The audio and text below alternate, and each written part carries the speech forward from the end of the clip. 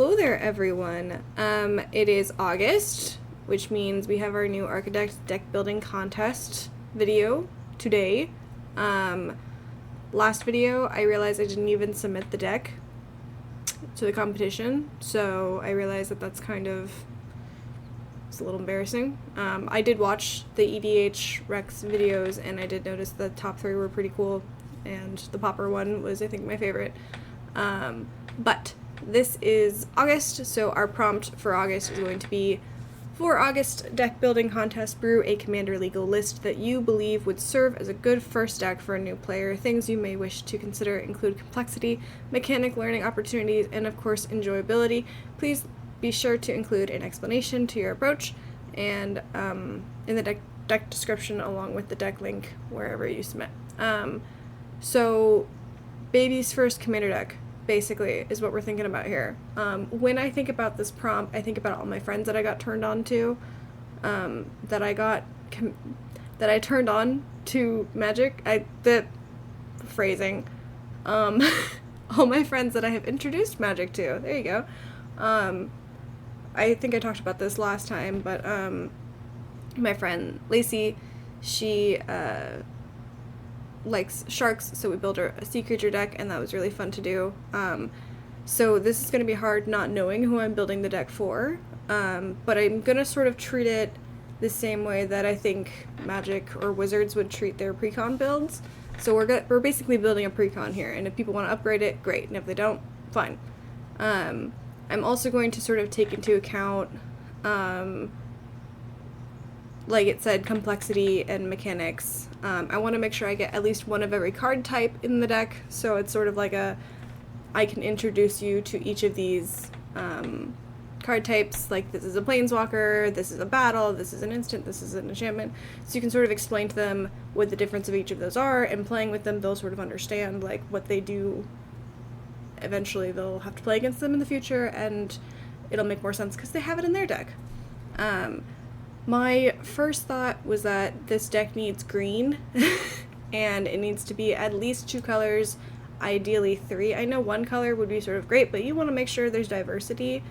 So I'm thinking 2 or 3 colors, and probably a pretty heavy creature deck, because I've noticed that a lot of new players don't want to think too much, because it's already such a complex game that they don't want to get like overwhelmed with instants and triggers and all this other stuff. So I'm going to try to not make it too complicated, and I want to make sure that, I think creatures are usually the safest bet. They want to like beat face, as opposed to, I play this thing, it triggers this thing, I do this thing, oh this happens twice, when you do that I do this.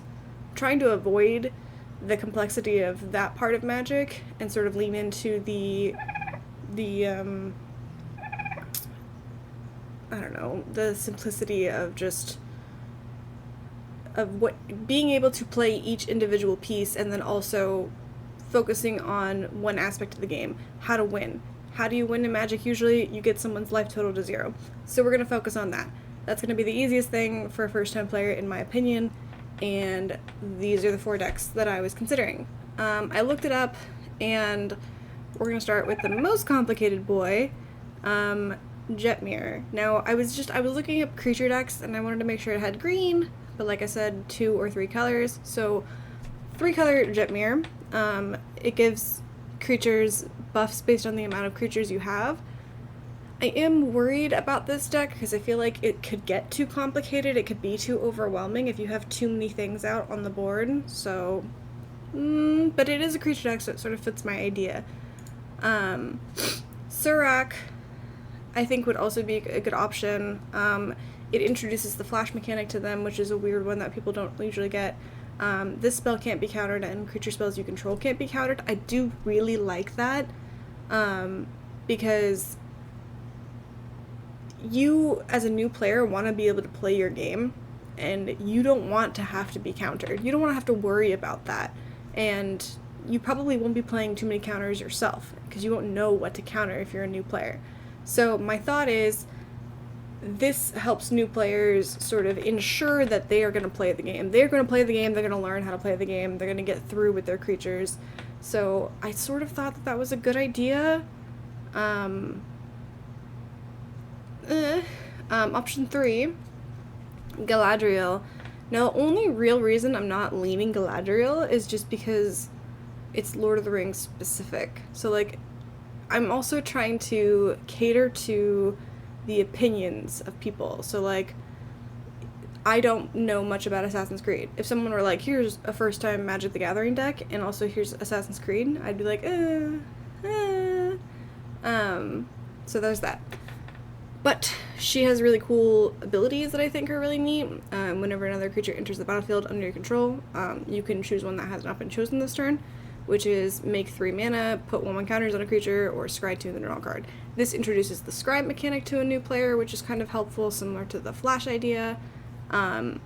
It's giving you more mana, which you're kind of worried about usually as a new player, and it's buffing some creatures that you have out. Again, it is a creature deck. Now, it is a triggered ability, which could be a bit too complicated for a new player. I'm not sure, but I do like the idea of it. Also, it's 5 mana, which maybe, I think this one is 5 mana. Yeah, they're both 5 mana. So I'm not sure how much a first-time player would really enjoy playing with 5 mana. I'm leaning 4 mana. That seems like the safest one, but 5 isn't crazy. And then last but not least, Inga and Essica. Creatures you control have vigilance, and tap, add 1 mana of any color. Spend this mana only to cast a creature spell. Whenever you cast a creature spell, if 3 or more mana from creatures were spent to cast it, draw a card. So, card draw on the commander, really nice for a new player, in my opinion. Also, you're playing a lot of creatures, and you're never going to be worried about mana, because you can just tap your creatures for mana. This is a very interesting idea, and I think that it could be kind of helpful for a new player to just have access to that mana all the time. And also, it looks like you're going to be playing, like, heavily mana-valued creatures, so, like, big, scary, stompy creatures. So it'll feel really, like, rewarding when you're hitting in with, like, a 10/10, and, I'm not sure how to explain it any better than that. Hit people with 10/10 profit, right? So those are my thought process on the 4 commanders. I'm going to think about them a little bit more, and then I'm going to bring you guys back to the actual editing. Also, I don't know if you guys noticed this time, I'm not recording live, and then editing it afterwards. I'm just going to record it on my own time, and then put it out, so that maybe I remember to post it in the deck building contest for the EDH Rec Crew. But yeah, that's my idea so far. Do leave a comment to which of the 4 you would have picked, and maybe your thoughts on that. It'll probably help me in the future with other deck building contests that we're going to be posting once a month here. So I look forward to hearing from you. And again, please like and subscribe, and I'll bring you back with who I picked. Hey, welcome back. I chose Surrak, actually. I was thinking I was gonna choose Inga and Essica, but I found out I could put Inga and Essica in this deck, and it would work. So we're gonna do that. We went with Surrak. We're just gonna close the rest of these. Now, I made some executive decisions when building this, so I want to go over why I made those. First of all, this is not a pre-con level. I said earlier that I wanted it to be like a pre-con, because normally when I worked at my local game store, I would just say, hey, the best way to learn Magic, pick up a pre-con, play it a bunch, play it with your friends. Wizards does a pretty good job of building decks like precons and stuff, so I wanted to sort of build my own precon. But then I thought, when I was learning to play Commander, I learned personally all of the sort of requirements to put in a Commander deck, and that was fetch, shock, soul ring, signet, that type of stuff. And I wanted a Commander player to learn those as well. So this is sort of a precon if it was built by someone who's been playing, I guess, for a while, and like there wasn't a budget to keep in mind. If there were a budget to keep in mind, then obviously I wouldn't put fetches or shocks in this deck, or probably a few other cards. But this is if I had unlimited funds and I wanted to teach someone how to play Magic, I think I would probably build them this deck. Now, again, just to go over why I chose Surrak, he He has flash, he can't be countered, creature spells you control cannot be countered, and other creatures you control have trample. So it sort of gives things evasion already. And then yes, you will get your creatures on the board for sure, and then you're going to be dealing with some people who are going to try to remove your creatures. Now, I thought about it, and I didn't really want to put counter spells in here, but you're introducing someone new to Commander, you're introducing someone new to Magic, so they need to know what counter spells are. So even if they're not playing against them, they should know what they are, so you should have them available. So there are some based off of just, some on bodies, like on creatures. Excuse me. There are some on bodies, like on creatures and stuff, but there are also just straight counterspell. Like, they should know what straight counterspell is. Honestly, they probably should have known what straight lightning bolt was also, but I didn't want to put that on here. So straight counterspell is in here, Chaos Warp is in here because it's in basically every other precon, so is Beast Within, but I put a lot of removal on creatures, because it's a creature heavy deck, so like anything, any spell or any, sort of ability that we want to have happen, we want it to be on a creature, so I did that. I also put in 2 planeswalkers, so let's just go and categorize by type real quick. I did put 1 battle in, because it has to have a battle. People need to know what battles are. I barely know what battles are, and I've been playing since a Monkette. So I feel like it's important for people to know what battles are in case they ever come into play with another battle, and also this is a very good one for a creature heavy deck. Can I read you please? To go into what this one is, it enters the battlefield, search your library and or graveyard for a non-human creature and with mana value X or less, and put it onto the battlefield if it was shuffled, if it was searched, shuffle. And then so basically Worldly Tutor, but you know, into play. And then you flip it over once it dies, because that's what happens with the battle. Once it dies, it flips. For each non-human creature you control, you may have that creature assign its combat damage as though it were not blocked. And it's a big old 8/8. So good for a creature deck. Big old slap-a-doodle. And then I wanted to add in every signet, because I feel like when I was learning Magic, signets were like the big deal. You needed to have signets in your deck, and you need to know how to use your mana wisely. When you're tapping your mana, you need to make sure you're tapping it for your spells and leaving more opportunities. Like, you always tap basics before you tap a dual land. Everyone knows that, because you have a higher chance of being able to cast whatever's in your hand if you have optional mana as opposed to your single mountain or something. And a signet is a very good way to teach people how to use mana, because it's pay 1 into it, so you have to pay attention to your mana tapping and your resourcing, and I think that that's a very good introduction as well, sort of a learning point there.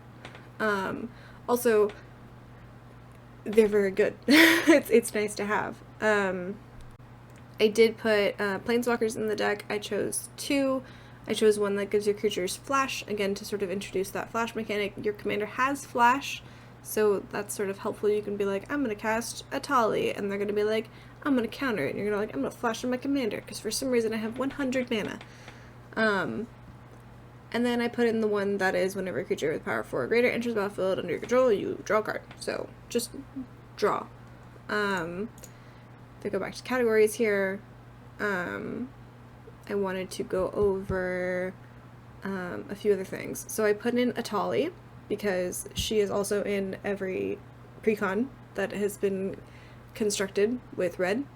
And also she's just a good big dinosaur, big creature, she fulfills the requirement that she's mana value 4 or greater or whatever, or greater power 4 or greater. It's for any of those draw effects that need that. And also she would just be great to hit people with. It's a very exciting thing to do when you hit someone with a Tali.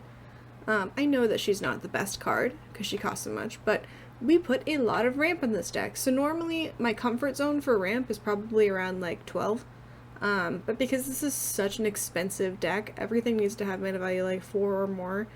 We're going to cast a lot of expensive spells, a lot of big creatures, so I put in as much ramp as I felt comfortable with, which was a lot. Probably too much, but that's okay, because you want this person to make sure, whoever's playing this deck, this new player, to be able to play their hand. You want them to play spells.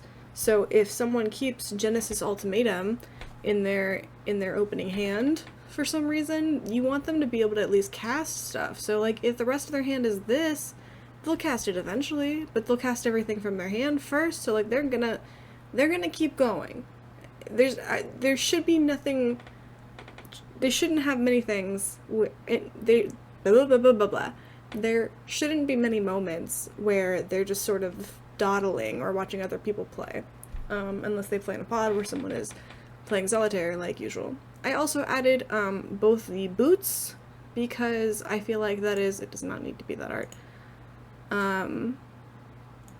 Because these are also what I think staples in commander decks nowadays. You need to know what the boots do, and if someone else plays the boots, you need to know why.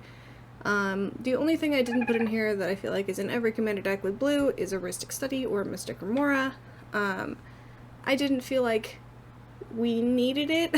We're playing on our own board, we're trying to pay attention to ourselves, and we're going to play creatures that will trigger us to draw cards that way, not asking someone else to pay the one or whatever. They're going to experience that, I think, from the point of view that Archidekt Study is meant to be experienced from, which is the person being asked, do you pay the one? At least that's what I had happen to me early on in my commander career. So yeah, I think that that's pretty safe for a first-time deck to not have Archidekt Study. I did, however, put Psych Rift in it because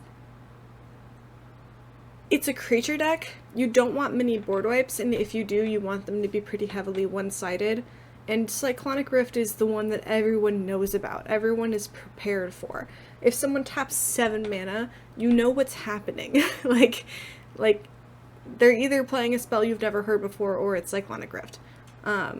And you're usually, like, you want to be aware of what the spell does, you want to be aware of what it can do. And then I also put in the free counter spells as long as you have your commander, and I also put in the free deflecting swell, wherever that is, if you have your commander out. I felt like those should be in more precons. I feel like they should be. That is my opinion. I feel like it's a commander specific card. When Wizards builds a commander deck, it should have that card that says if you have your commander, do something free. I think that that's just good. Similar to like the Loyal Apprentice and stuff like that. Those should be in precons too.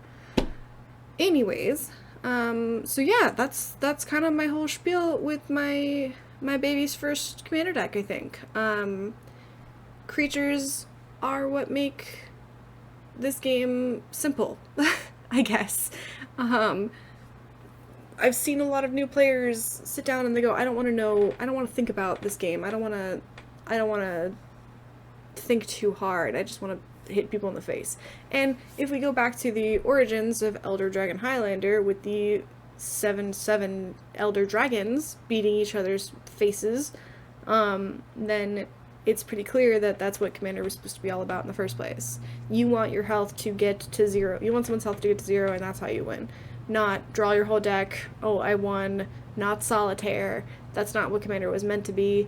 I know people do it. I'm not hating on those people. I'm just saying, when you're first playing Commander, people go, how do you win? Like, well, you take someone's life total from 40 to 0. It's usually what you do. There are a million different ways to win. If you go infinite, sure, you win. But, like, generally speaking, take someone's life from 40 to 0. And I think that this deck will achieve that. And they should be able to learn all of the different types of cards and all of the different types of mechanics. They'll know what countering is. They'll know what certain board wipes are. Recursion is involved. I put in the MDFCs in here because I wanted to introduce those, because I never knew what an MDFC was.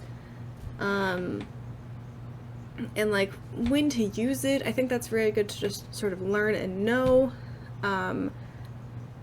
Yeah, I think that's everything, and I'm going to actually submit it this time.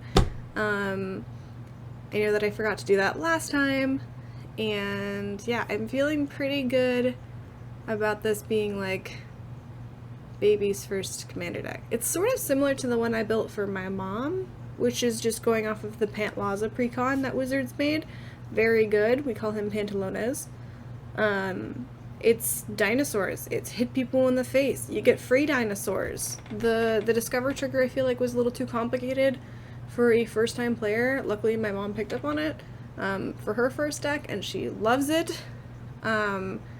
So, and then, like I said before, my friend Lacey, she was into her sea creature deck, also a big creature deck, so my thought is creatures do the best with first-time players, and that is what I went with.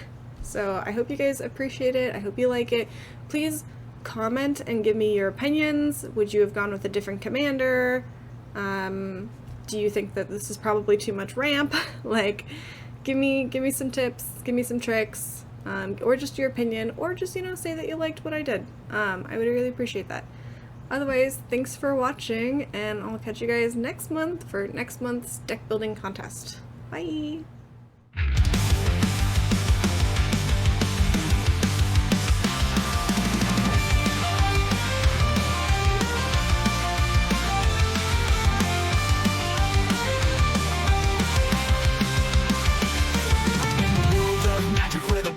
On.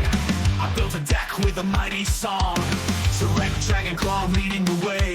Uncounterable beast days come to play. Surrak's roar, you can't deny. Creatures so high in the sky. From the battlefield they won't back down. This deck's gonna wear the crown.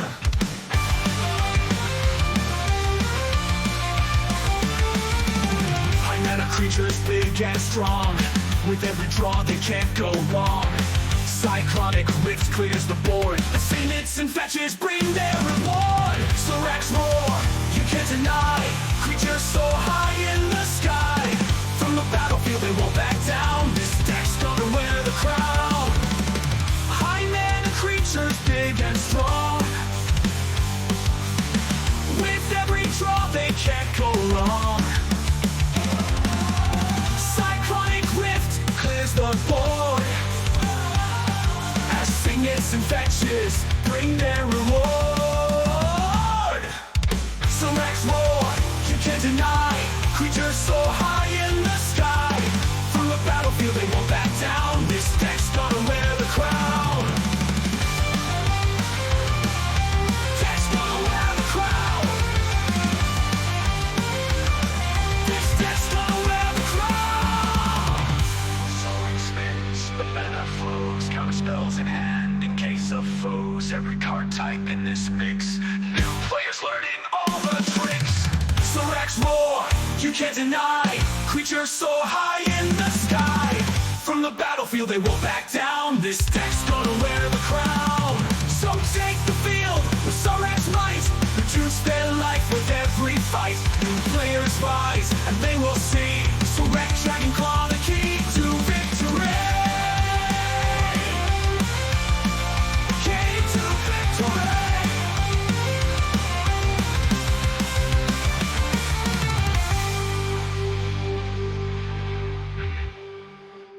Make you work well, the better creed.